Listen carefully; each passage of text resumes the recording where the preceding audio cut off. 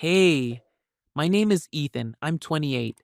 3 months ago, I was just a rideshare driver trying to save money for my carpentry business. Then, at 2 a.m. in the pouring rain, a woman in a silk dress slid into my back seat and whispered, I forgot my wallet. Can I pay another way? I thought she meant what every guy thinks she means, but when we got to her building in Harbor Heights, she looked at me with these tired, honest eyes and said, I just need to be decent about this. Drop the city you're watching from in the comments and tell me, would you have said yes? The rain had been falling for 3 hours straight when my phone buzzed at 2:07 a.m. Another pickup request from the Mariner Bar downtown. I'd been driving nights for 8 months, saving up to expand my carpentry shop, and I knew the late night crowd pretty well by then. Drunk college kids, cheating husbands, women escaping bad dates. But when she slid into my back seat that night, everything felt different. She moved like water in that silk dress, dark fabric clinging to her from the rain. Her perfume hit me first, something expensive and powdery that made the whole car smell like money. Then I saw her face in the rearview mirror. Beautiful, but not in that Instagram way. Real beautiful, the kind that comes from being 40 something and knowing exactly who you are. Where to? I asked, keeping my voice low like I always did with the late pickups. She gave me an address in Harbor Heights, the rich part of town where the condos start at 2 million and the doormen wear actual uniforms. Her voice was soft, tired. Long night? Too long, she whispered, settling back against the leather. I adjusted my mirrors and caught another glimpse of her. Wedding band on her left hand, catching the streetlights as we passed under them. I filed that away like I always did. Married women at 2 a.m. usually meant trouble, and I'd learned to keep things professional. The wipers kept steady time against the windshield. Rain popped on the glass like tiny fingers tapping. She didn't try to make conversation, just sat there breathing quietly while I navigated the empty streets. Sometimes I'd catch her watching the city blur past, her reflection ghosted in the window. You do this every night? She asked when we stopped at a red light. Most nights. Days I build furniture. I glanced back. You?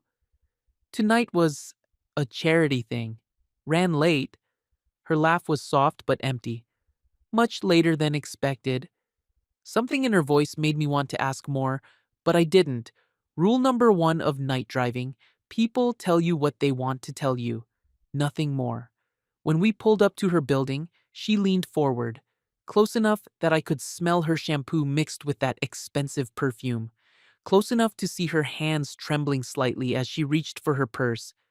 I forgot my wallet, she said, breath warm near my ear. Can I pay another way? For half a second, I thought she meant what every guy thinks she means, but then she pulled back and I saw her eyes. Embarrassed, genuine, not trying to seduce anybody. No charges, she clarified quickly. He he checks everything, every transaction. He, the husband. I can transfer money from my bank tomorrow, she continued. Or, would you come up for just 2 minutes? I have cash upstairs, old bills, nothing traced. I just need to be decent about this. I should have said no. Should have told her to Venmo me later or forgotten the whole thing. 23 bucks wasn't worth whatever this was turning into. But something about the way she said decent got to me, like she was trying so hard to do the right thing in a situation that felt all wrong. 2 minutes, I said. The lobby was all marble and soft lighting. Classical music played from hidden speakers, and everything smelled like expensive candles. A young guy in a burgundy uniform sat behind the front desk, reading something on his phone.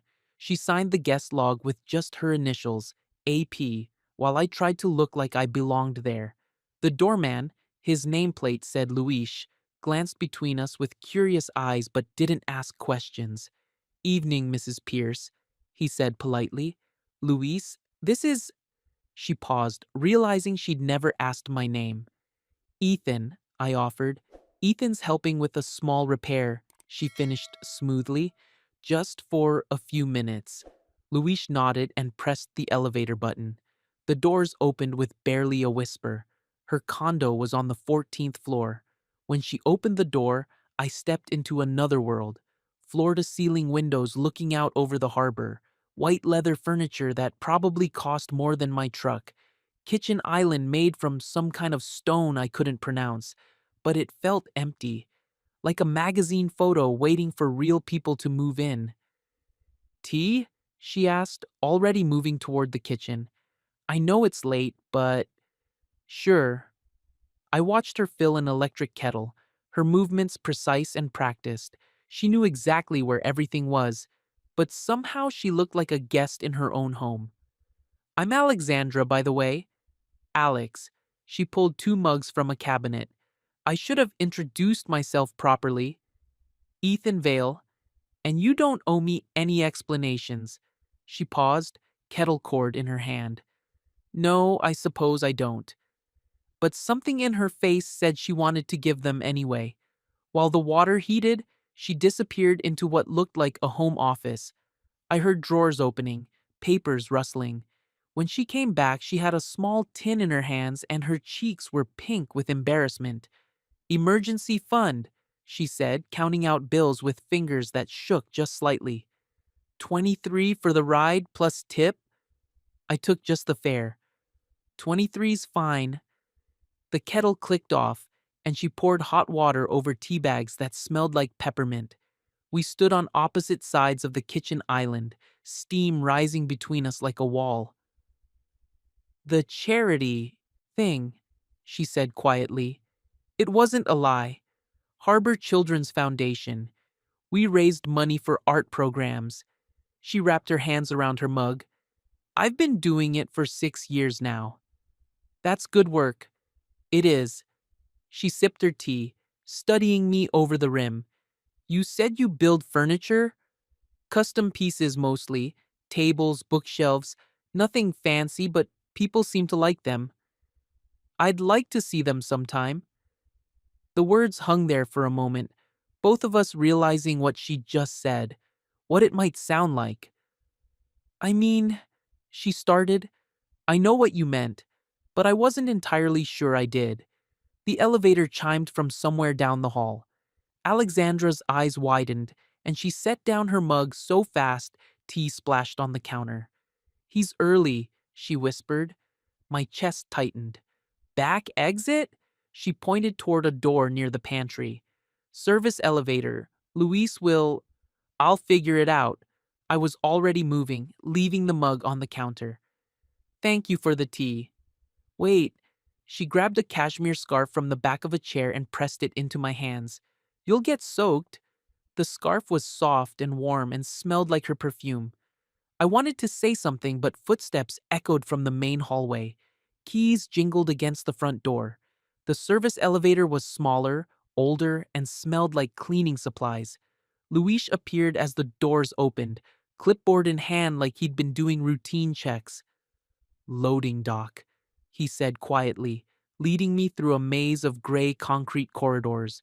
When I finally made it to my car, the rain had softened to a drizzle. I sat there for a full minute, scarf draped over my shoulders, heart pounding like I'd just run a mile. My phone buzzed, text from an unknown number. Bank transfer sent. Thank you for understanding.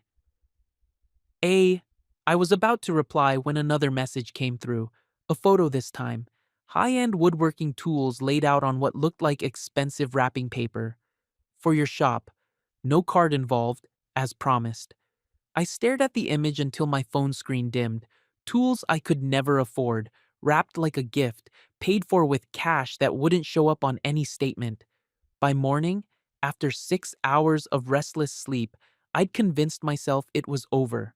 A strange night with a lonely rich woman who'd probably forgotten I existed the moment her husband walked through the door. But then, I looked at those tools again, and I started thinking about what she'd said, about wanting to see my work. So I loaded a small birch bookshelf into my pickup. Something simple I'd finished the week before. and drove back to Harbor Heights, not because I was chasing anything, just because it felt like the decent thing to do, a proper thank you for an improper situation. The daylight made everything look different. Her building was even more impressive when you could see all 20 floors of glass and steel reaching toward the sky. Luis was still on duty, and his face lit up when he saw me. "Delivery?" he asked, but his smile said he understood. "Office furniture," I confirmed. Alex signed for the order with the same careful initials, and we rode the elevator up in silence. This time, her condo felt warmer. Sunlight streamed through those huge windows, and I could see the harbor sparkling beyond the glass. "Where would you like it?" I asked, wheeling in the bookshelf on a small dolly. "Office," she said, but she was looking at me instead of the furniture. Her home office was smaller than the main room, but somehow more personal. Books everywhere, a piano keyboard plugged into a laptop, photos of children who looked happy and well fed. "The Foundation kids," she explained, following my gaze. "Art class graduation day." I positioned the bookshelf against the wall where she pointed, making sure it was level. When I turned around, she was holding 2 mugs of that same peppermint tea. "One true thing," she said, offering me a mug. "What?" "Tell me one true thing about yourself. Something you don't usually share." She sat in the chair behind her desk, leaving space between us. "I'll go first if you want." I leaned against the wall, mug warm in my hands. "You first." She was quiet for a long moment, looking out the window. "I sleep in the guest room now, have for 8 months. Not because he's cruel or violent, just because—" She shrugged. "The house got too quiet and I forgot how to fill the silence." The honesty hit me like a punch to the chest, not because it was shocking, but because it was so careful, so sad. "My turn?" I asked. She nodded. "I build furniture to music," I said. "Always. Something with a slow beat that matches the way the wood wants to be shaped. People think I'm crazy, but every piece has its own rhythm. That's not crazy." Her smile was the first real one I'd seen from her. "That's beautiful." The elevator chimed from the hallway. We both froze. "Service stairs," she whispered, already moving toward the back of the condo. This time, Luis met us halfway, clipboard ready, looking official for whoever might be watching the cameras. I made it down to the loading dock just as I heard the main elevator reach their floor. Standing in that alley behind her building, drizzle starting again, I realized something that should have scared me more than it did. I wanted to come back. That evening, I met Maya at her bar. She'd been asking about my mysterious late nights for weeks, and I figured I owed her some version of the truth. Maya Costa had been bartending at the Blue Moon for 5 years, and she'd heard every sob story the city had to offer. "Rich married woman," she said, not even looking up from the glass she was polishing. "How rich?" "Harbor Heights rich." "And how married?" I thought about the guest room, the careful way Alex had counted out cash, the fact that her husband monitored every credit card charge. "Very." Maya set down the glass and looked at me with those dark eyes that missed nothing. "Ethan, you're a good guy, sweet, honest, and you're about to get your heart broken into pieces so small they'll never fit back together." "It's not like that." "It's exactly like that." She pulled out her phone and started typing. "Make rules now or pay later. What are your boundaries?" I stared at her screen as she created a new note titled Ethan's Rules. "Only public meetings," I said slowly. "No secret hotels or anything like that." She typed, "What else?" "No lies. If someone asks Luis or anyone else, we tell the truth. I'm a handyman. She's a client. Everything above board." Touching? The question caught me off guard. I thought about the scarf still draped over my bedroom chair, the way her fingers had trembled when she handed me the tea. "No," I said finally. "Nothing that crosses lines." Maya saved the note and texted it to me. "Send her this list, right now. If she agrees, maybe you can keep this from becoming a disaster. If she doesn't, I sent the message before I could change my mind. The response came back in less than a minute. Agreed. Thank you for thinking of this. A That night, I fell asleep with her scarf next to my pillow, breathing in the faint scent of expensive perfume and wondering what the hell I was doing. The next morning, I met her at the pier. It was her idea, suggested in a carefully worded text about morning coffee and harbor views.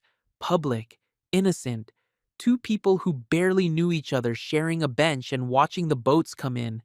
Except we sat 10 feet apart on separate benches, like strangers who just happened to be in the same place at the same time.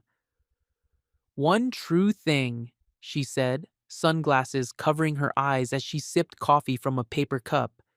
It had become our game, our safe way of learning about each other without getting too close. I started driving nights because I like the quiet, I said. Most people think it's about the money, but really, I just need the space to think. My turn? She shifted on her bench, still not looking at me directly. I learned piano as a kid, but I only play now when the house is empty. He thinks classical music is pretentious. I wanted to ask about him, about what kind of man monitors his wife's spending and calls her hobbies pretentious. But that felt like crossing one of our invisible lines. Instead, I watched a seagull land near her feet and start pecking at breadcrumb scraps. I'm working on a jewelry tray, I said. Small thing. Narrow compartments for rings and earrings. The wood's this pale maple that looks like it's been kissed by sunlight. She turned then, just slightly. For a client? Just an experiment. Sometimes I build things to see if I can. She slid a paperback book along the bench toward the empty space between us. For your bookshelf, when you finish it. I leaned over and picked up the book. Poetry. Something I'd never heard of, but the cover was worn soft from being read many times. Thank you. Don't thank me until you've read it. We sat there for another 20 minutes, watching the harbor wake up. Boats heading out for the day, joggers starting their morning routes, normal people living normal lives while we played this careful game of almost friendship. When she stood to leave, I waited exactly 60 seconds before getting up myself. We walked away in opposite directions, like strangers who'd never spoken. But I spent the rest of the day thinking about piano music and empty houses. 3 days later, she asked if I could fix a wobbly office chair. Publicly, she specified in her text, with a proper work order and everything. I showed up that afternoon with my tool bag and a clipboard Maya had helped me design. Official-looking forms for Henderson Handyman Services, a business name I'd made up that morning. Mrs. Donnelly from the building's HOA committee was stationed near the mailboxes when I walked in, watching everything with sharp eyes. Luis logged my tool bag and handed me a visitor's badge. Office furniture repair, he announced, loud enough for the old woman to hear. The shared office lounge was on the second floor, all glass walls and security cameras. Perfect for our purposes. Alex met me there with 2 paper cups of peppermint tea and a chair that definitely needed attention. Loose bolt, I diagnosed, getting down on the floor with a wrench. 5-minute fix. I'll wait, she said, settling into another chair with a stack of foundation paperwork.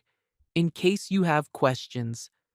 We talked about wood grain and piano music while I worked, about the way certain tools felt alive in your hands, about how some sounds, rain on windows, elevator cables humming, the soft whisper of sandpaper, could make you feel less alone in the world.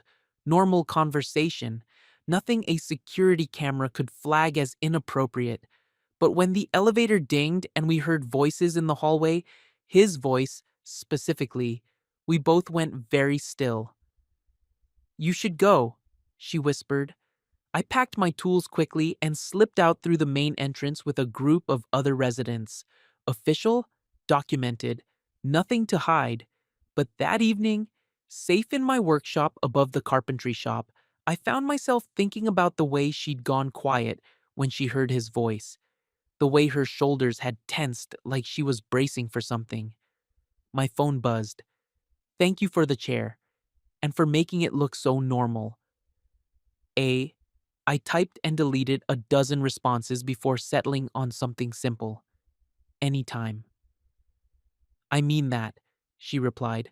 About the anytime. That night, I finished the jewelry tray I'd been working on. Pale maple, like I'd told her. 6 narrow compartments lined with soft felt. No particular reason, just something beautiful to create while I tried not to think too hard about what was happening between us. But when I held it up to the workshop light, running my fingers along the smooth edges, I knew exactly who I'd been building it for. And that's when I realized Maya had been right. I was in trouble, the kind of trouble that starts with a forgotten wallet and ends with someone's whole life turned upside down.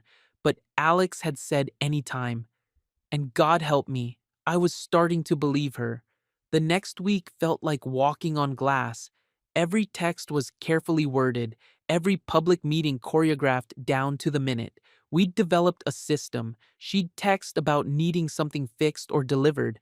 I'd show up with official paperwork, and we'd steal 20 minutes of conversation while I pretended to work. It should have felt fake, calculated, but somehow those stolen moments felt more real than anything else in my life. Until the morning, everything changed. I was sanding a cabinet door when my phone rang. Alex never called, too risky, so when I saw her number, my stomach dropped. Something's wrong, she said without preamble. Her voice was tight, controlled. Henry found the receipt. What receipt? The bank transfer. From that first night, he's asking questions about unauthorized cash withdrawals. I set down my sandpaper.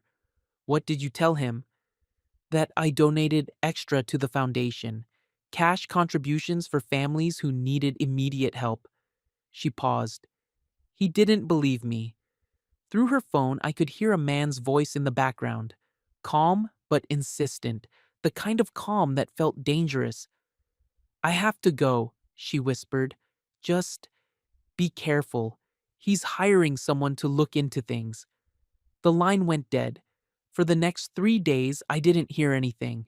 No texts about broken furniture or morning coffee at the pier. Radio silence that stretched until I started checking my phone every few minutes like a teenager with a crush. Maya noticed my mood and called me out on it Thursday night. She's protecting you, she said, wiping down the bar after last call. Rich husband gets suspicious. Smart wife disappears the evidence. That includes you. It's not evidence. We never did anything. You think that matters? Maya laughed, but it wasn't a happy sound. Men like that don't need proof. They just need someone to blame. I wanted to argue, but I kept thinking about Alex's voice on the phone. How scared she'd sounded. Saturday morning, I drove to the pier anyway. Maybe she'd show up. Maybe everything was fine and she'd just been being extra careful. But the benches stayed empty. Just me and the seagulls and the slowly growing certainty that whatever we'd been building was over. That's when I decided to finish the jewelry tray. I spent the weekend in my workshop, applying coat after coat of clear finish until the maple gleamed like honey. I lined each compartment with black velvet I bought from a craft store, measuring twice and cutting once until everything fit perfectly. When it was done, I wrapped it in plain brown paper. No card, no name, just a thank you that I couldn't deliver in person. Monday afternoon, I walked into the Harbor Heights lobby with my heart hammering against my ribs. Luis was at his desk and his face went carefully neutral when he saw me. Package delivery, I said, setting the wrapped tray on the counter. He looked at it for a long moment. For? Mrs. Pierce, from a grateful client. Luis picked up the package, testing its weight. No card?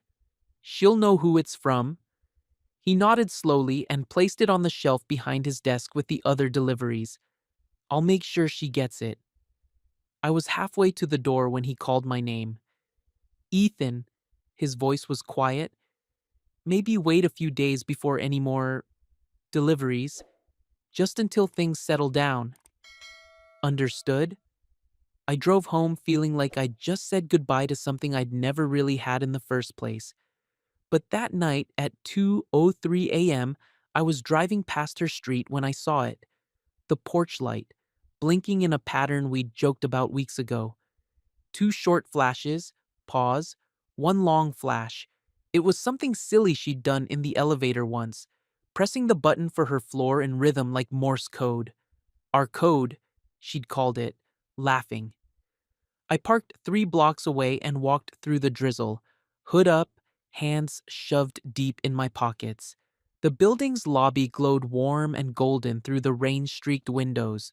Luis was doing his rounds when I approached the glass doors. He saw me and paused, looking over his shoulder toward the security cameras. Then he stepped outside. "She's in the guest room," he said quietly. "Henry left for Chicago this morning. Business trip." "How long?" "3 days." He handed me a keycard. "Service elevator. She's waiting." The guest room was smaller than the master suite, but it felt more like her. Books stacked on the nightstand, a small piano keyboard on the desk, the jewelry tray I'd made sitting on the dresser, catching lamplight. She was curled in the chair by the window, wearing jeans and a soft sweater that made her look younger. Real. Like the woman I'd glimpsed that first night in my car. "You got my signal," she said. "Two short, one long. How could I miss it?" She smiled, but it didn't quite reach her eyes. "I'm sorry about this week, about disappearing. You don't need to apologize." I stayed near the door, keeping distance between us. Is he really having me investigated? Probably. He has people for that kind of thing. She pulled her knees up to her chest. Credit checks, background searches, surveillance, the full paranoid husband package. "Find anything interesting?" "You're exactly who you said you were. 28 years old, clean record, small business owner who pays his taxes on time." She looked at the tray on her dresser. "And apparently, a very talented carpenter." "Do you like it?" "I love it." Her voice was soft. "It's the most beautiful thing anyone's given me in years." We sat in silence for a while. Rain against the windows, the distant hum of the building's heating system, normal sounds that felt extraordinary because we were sharing them. "Alex," I said finally, "what are we doing here?" She was quiet for so long I thought she wasn't going to answer. Then she stood and walked to the dresser, running her fingers along the smooth maple edges of the tray. "I don't know," she admitted. 6 months ago, if someone told me I'd be sneaking around with a man I met in a rideshare, I'd have laughed. She turned to face me. "But then you showed up, and you were kind without wanting anything back, and I remembered what it felt like to breathe. Your husband doesn't hit me, doesn't cheat as far as I know. He's just," she searched for the word, "absent. Even when he's here, he's somewhere else. Board meetings in his head, stock portfolios, image management." "That doesn't make this right." "No," she agreed, "it doesn't." But she didn't ask me to leave. Instead, she made peppermint tea on the small electric kettle she kept in the guest room. We sat on opposite ends of the narrow couch, careful not to touch, and talked about things that didn't matter. Books we'd read, places we wanted to travel, the way certain songs could make you feel homesick for moments you'd never actually lived. At 3:10 a.m., I knew I had to go. We'd already pushed our luck further than we should have. "Same rules?" I asked as I stood to leave. She nodded. "Same rules." But when I reached the door, she called my name. I turned back, and she was right behind me, close enough that I could smell her shampoo and see the flecks of gold in her brown eyes. She rose up on her toes and kissed my temple. Just once, soft and quick and devastating. "For being decent," she whispered, "in a world that doesn't reward decency." I walked to the service elevator on unsteady legs, her kiss burning against my skin like a brand. The next morning, she texted me a single word: Saturdays. I understood. Saturday dawns at the pier. Our benches 10 feet apart. Coffee and silence and the pretense that we were strangers who just happened to like the same view. It became our routine, our safe space in a situation that was anything but safe. We'd sit there for 30 or 40 minutes, sometimes talking, sometimes just existing in the same pocket of sunlight while the world woke up around us. Other days, there were the work orders, legitimate repairs that gave us excuses to be in the same building. I fixed a squeaky hinge in the communal laundry room, replaced weather stripping around the lobby windows. Small jobs that Louise would log officially while Mrs. Donnelly watched from her post near the mailboxes. We were careful, professional, but somehow, in the spaces between words, we were building something that felt dangerously close to real. 3 weeks into our new routine, Henry came home early. I was in the guest room, supposedly fixing a loose electrical outlet, when we heard the front door open. Alex went pale, her tea mug frozen halfway to her lips. "Backstairs," she mouthed. But as I gathered my tools, we heard the elevator stopping on our floor. Then, voices in the hallway. Henry, talking to someone about security footage and visitor logs. "He brought someone," Alex whispered, her voice tight with panic. Luis appeared at the service entrance like magic, clipboard in hand, looking official and bored. "Electrical inspection," he announced, loud enough to carry. "Building code requires monthly checks of all residential outlets." I followed him down the gray concrete stairwell, tools clanking in my bag, while voices echoed from the main hallway above us. When we reached the loading dock, Luis pressed a key card into my hand. "Emergency exit," he said quietly, "in case you ever need to leave fast." I looked at the plain white card. "Why are you helping us?" "Because she tips the Christmas fund every year, because she remembers my kid's birthday, and because some people deserve to smile, even if it's complicated." He shrugged. "Also, because her husband's an ass who treats me like furniture." I made it to my truck just as a black sedan pulled up to the building's main entrance. Through the windshield, I caught a glimpse of a man in an expensive suit talking rapidly into his phone. Henry Pierce. Finally getting a face to match the voice I'd heard through Alex's phone. He looked exactly like what I'd expected. Silver hair, sharp jaw, the kind of confidence that came from never having to doubt whether you belonged somewhere. The kind of man who hired investigators and monitored credit card statements and treated his wife like a beautiful possession instead of a person.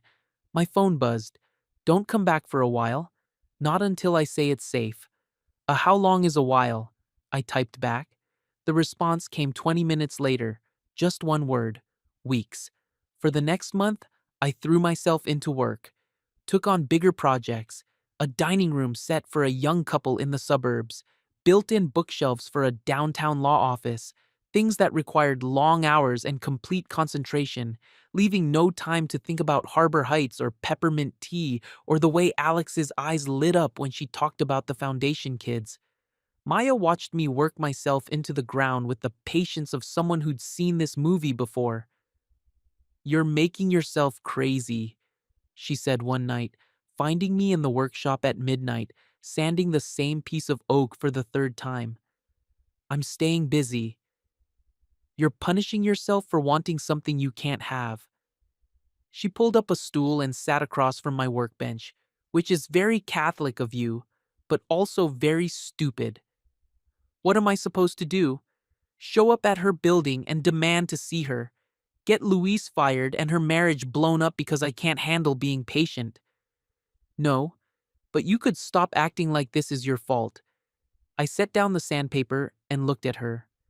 Whose fault is it? Nobody's. Sometimes shit just happens, and decent people get caught in the middle. She picked up a wood shaving and twirled it between her fingers. Question is, when this is over, however it ends, Do you want to look back and know you handled it with dignity? Or do you want to be the guy who made everything worse? I thought about that conversation every morning when I checked my phone and found no messages. Every Saturday when I drove past the pier and saw our empty benches. Every night when I fell asleep clutching the emergency keycard Luis had given me, wondering if I'd ever need to use it. 6 weeks after Henry's surprise visit, I got my answer. 2:03 a.m. on a Tuesday night, the porch light blinking our pattern through the rain. Two short, pause, one long. I was in my truck and driving toward Harbor Heights before I'd even fully processed what I'd seen. The streets were empty, slick with fresh rain that made the whole city look like it was crying. Luis was waiting by the service entrance when I arrived. He left for Europe this morning, he said without preamble. Some kind of business conference. She's been sitting in the dark for 3 hours, waiting to see if you'd notice the signal. How is she? Tired, scared, but happy that you came. He handed me the keycard. Guest room. And Ethan? She's been working on something for you. The elevator ride felt endless. When the doors finally opened, I found her exactly where I'd expected, curled in the chair by the window, wearing that same soft sweater, looking out at the harbor lights. But this time, she was holding a manila envelope. I thought you might not come, she said, without turning around. Two short, one long. Our code. I stayed by the elevator, suddenly uncertain. Are you okay? She held up the envelope. I've been thinking about what you said, about what we're doing here, whether it's right or wrong or just necessary. And I don't have answers, but I have something else. She finally looked at me, and her eyes were bright with unshed tears. Pictures of the foundation kids, art projects we funded with that money from the first night. She opened the envelope and spread photos across the small coffee table. Children's faces bright with pride as they showed off paintings and sculptures and drawings that blazed with color and joy. This is what came from us, she said softly. From that night you drove me home, and I forgot my wallet, and everything got complicated. These kids got art supplies and canvas and clay because of the money I withdrew to pay you. I knelt beside her chair, looking at the pictures. A little girl holding up a painting of a tree with purple leaves, two boys laughing over a clay dinosaur they'd made together, a teenager showing off a sculpture that looked like it was dancing. Alex, I'm not trying to justify anything, she said quickly. I'm just saying that sometimes good things come from complicated places, that maybe we don't have to feel guilty for every choice that doesn't fit in a neat box. She pulled out one more photo. This one was different, recent, a group shot of her with the kids, all of them gathered around a display of their artwork. She was smiling in the picture, really smiling, not the careful public smile I'd seen in newspaper photos of charity events. That was taken last week, she said. First time in months I felt like myself. I reached out without thinking and touched the corner of the photo. You look happy. I was happy. She turned in her chair to face me fully. I am happy, which terrifies me because I'd forgotten what it felt like. We sat there on the floor together, photos spread between us like a bridge. She told me about each child, their personalities and dreams, and the way they attacked every art project like their lives depended on getting the colors exactly right. Marcus wants to be a muralist, she said, pointing to a serious-looking boy holding a paintbrush bigger than his hand. He told me he's going to paint the whole world more beautiful, one wall at a time. Smart kid. They all are. Smarter than me, anyway. She gathered the photos back into the envelope. They know what they want. They know who they are. No second guessing, no overthinking every choice until it paralyzes you. Is that what you've been doing? Overthinking? For 6 weeks straight. She laughed, but it sounded tired. Analyzing every conversation we've had, every rule we've made, every reason this is impossible. I have spreadsheets, Ethan, literal spreadsheets of pros and cons. What did you conclude? That I'm scared of everything. Scared of Henry finding out, scared of what people would think, scared of hurting you, scared of getting hurt. She looked at me with those gold-flecked eyes, but mostly scared of going back to the way things were before I met you. The rain picked up outside, drumming harder against the windows. Somewhere in the building, a door closed softly. Same rules? I asked. Same rules, she confirmed, but maybe we stopped feeling guilty about them. I stayed until dawn, and for the first time in weeks, the world felt like it was spinning at the right speed again. We talked about everything and nothing, shared stories about our childhoods, our dreams, the small moments that had shaped us into the people sitting in that room. When sunlight started creeping through the windows, I knew I had to leave. But this time, she walked me to the service elevator. Saturday? She asked. Saturday. Same benches? Same benches. But as the elevator doors started to close, she stepped forward and kissed me. Not on the temple this time. A real kiss, soft and desperate and tasting like peppermint tea and promises we weren't supposed to make. When she pulled back, her cheeks were flushed and her eyes were bright. For being patient, she whispered, and for coming when I called. The doors closed between us, but I could still feel her lips against mine as the elevator carried me down to the loading dock where Luis was waiting with a knowing smile. Good night? He asked. Yeah, I said, touching my fingers to my mouth. Really good night. And for the first time since this whole thing started, I stopped pretending I wasn't falling in love with her. Because some debts, I was learning, could only be paid in moments like these, when the world outside faded away and all that mattered was the space between two people who'd found each other in the rain. Saturday mornings at the pier became our church, 10 feet apart on separate benches, coffee steaming in the cool dawn air, watching the harbor come alive while we pretended to be strangers who just happened to appreciate the same view. But now everything felt different, charged, like we were both holding our breath, waiting for something neither of us could name. We kept our rules: no touching in public, no meeting anywhere that wasn't documented and legitimate. But in the spaces between words, in the careful way she'd slide a book along the bench toward the empty spot between us, in the way I'd time my coffee runs to match hers exactly, we were writing a love story in invisible ink. 2 months passed like that.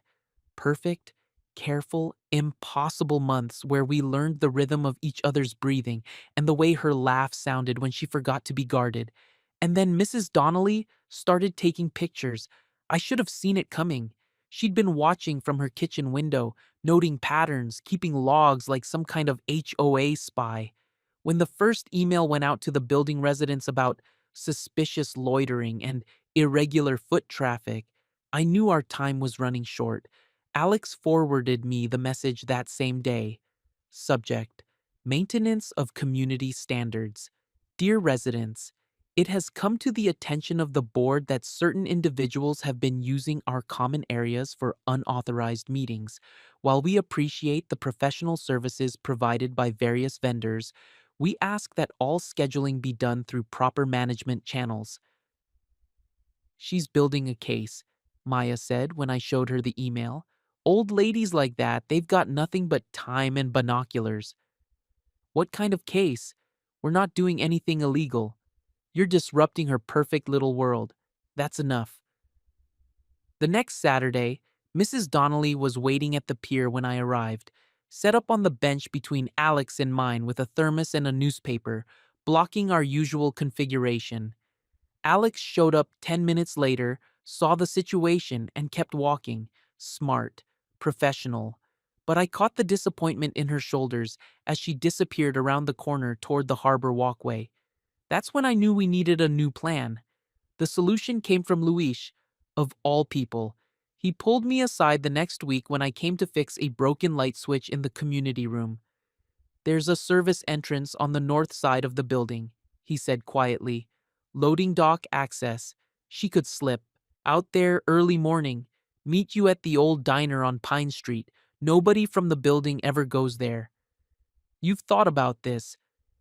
I've been thinking about a lot of things. He handed me a key card. Copy of the service access, just in case. Luis, if you get caught helping us, I won't get caught. And even if I did, he shrugged. Some things are worth the risk. Pine Street Diner was perfect. Old school place with cracked vinyl booths and coffee that could strip paint. The kind of spot where nobody paid attention to anyone else's business. Alex slipped out the service entrance at 6 a.m. the following Tuesday. I was waiting in the back booth with 2 cups of coffee and a newspaper for cover. This feels like a spy movie, she said, sliding in across from me. Good or bad spy movie. The kind where everyone's beautiful and nothing really makes sense, but you don't care because you're invested in the characters. We had an hour before she needed to be back. One precious hour of sitting across a table from each other. No cameras or neighbors or carefully maintained distances. Tell me something real, I said. It had become our thing. Our way of cutting through all the careful politeness and getting to what mattered. I've been sleeping better, she said. First time in years, even with all the stress and secrecy, I wake up feeling hopeful. That's good, right? Terrifying, she corrected. Hope is dangerous when your life is built on accepting things as they are. Maybe accepting isn't the same as living. She reached across the table and covered my hand with hers. Just for a second. Just long enough for me to feel the warmth of her palm and the slight tremor in her fingers.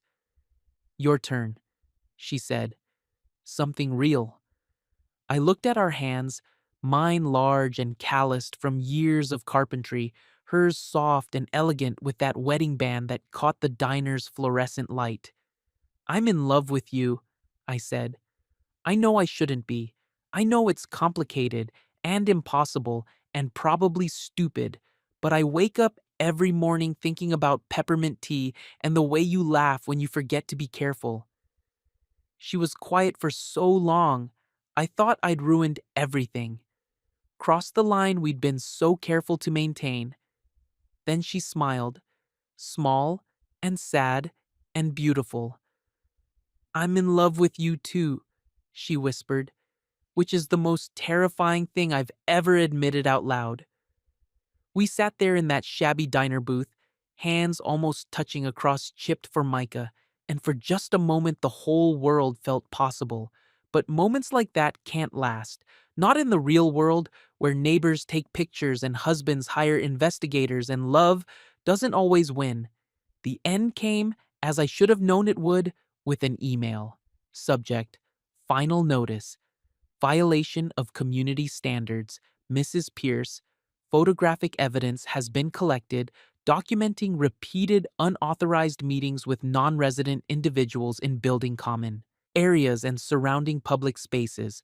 While no explicit policy violations have occurred, the pattern suggests a disregard for community standards that requires immediate attention.